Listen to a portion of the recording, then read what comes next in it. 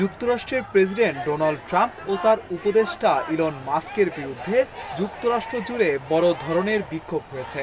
শনিবার দেশটির ৫০টি অঙ্গরাজ্যে প্রায় ১,২০০ বিক্ষোভ সমাবেশ হয়। প্রেসিডেন্ট হিসেবে ট্রাম্পের দ্বিতীয় মেয়াদে একদিনে এটি সবচেয়ে বড় বিক্ষোভ।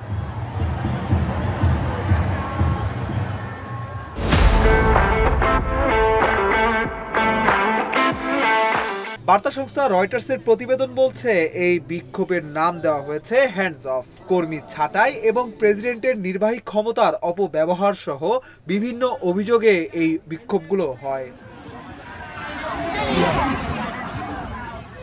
এদিকে একই দিনে ট্রাম্পের নতুন শুল্ক নীতি ঘোষণার পর বিক্ষোভ হয়েছে ইউরোপের বিভিন্ন দেশেও।